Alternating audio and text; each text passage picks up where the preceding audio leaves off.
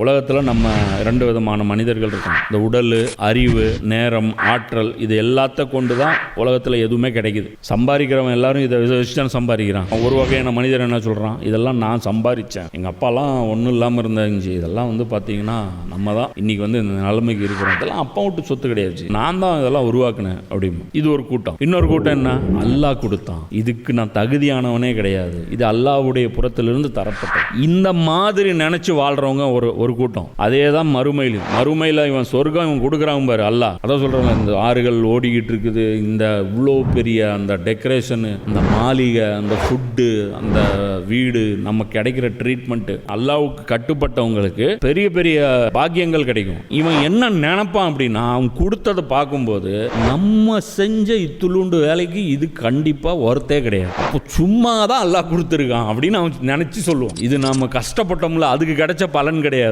இது அல்லாஹ்வா போட்ட பிச்சை, இதுல எதுவுமே நம்ம போட்ட எஃபர்ட்டுக்கு ஈக்குவல் கிடையாது, ஏன்னா நம்ம போட்டது ரொம்ப கம்மி. இது ஷஹீதானவங்க கூட அதுதான் நினைப்பான். அல்லாஹ்வுக்காக உயிரே கொடுத்தவங்க கூட என்ன நினைப்பான், நம்ம கிடைச்சது பார்த்தா இது நம்ம துளூண்டு வாழ்க்கையை செலவு பண்ணிட்டு, இது முடிவே இல்லாத வாழ்க்கை, முடிவே இல்லாத அரசாங்கம், முடிவே இல்லாத வீடு, உடம்புக்கு நோயே வராது, இந்த வேலைக்கு இவ்வளவு கூலியா, அது கம்பேர் பண்ணும்போது இது கிஃப்ட் அப்படி. இதுதான் அல்லாஹ் சொல்றான். இது சும்மா டிராமா போடுறவங்க இருப்பான், கார்ல ஸ்டிக்கர் ஒட்டிக்கும் BMW, மாஷா அல்லாஹ், ஹாஸா மின் ஃபஸ்லி ரப்பி, இது என்னுடைய இறைவனின் அருட்கொடை எல்லாம் போட்டுருவான். ஆனா அல்லாஹ்வுடைய பாதையில் ஒரு துரும்பு கூட கிள்ளி போட மாட்டான். எதுக்குன்னா, அது எதுக்கு எழுதியிருக்கான்னா, கண்ணு படக்கூடாதுன்னு எழுதியிருக்கான். அது கந்திஷ்டிக்கு அவன் அந்த பூசணிக்காய் அந்த இதெல்லாம் வைப்பாங்க இல்லையா, அதுக்கு பதிலாக இதை ஒத்தியிருக்கான். துனியாவில் அல்லாஹ் நியாமத்து கொடுத்தாலும் நம்ம என்ன நினைக்கணும், அல்லாஹ்வால் தான் இது தரப்படுது, என்னுடைய உழைப்பு இதற்கு அதன் மூலமா நான் இதை சம்பாதிக்கல அப்படின்னு நம்ம நினைக்கணும். அதே மாதிரி இதே மைண்ட் செட் வச்சிருக்கிறவங்களுக்கு மறுமையிலும் அல்லாஹ் என்ன பண்ணுவான், சொர்க்கம் கொடுப்பான். அப்பவும் அதே தான் சொல்லுவான், அங்க போயிட்டு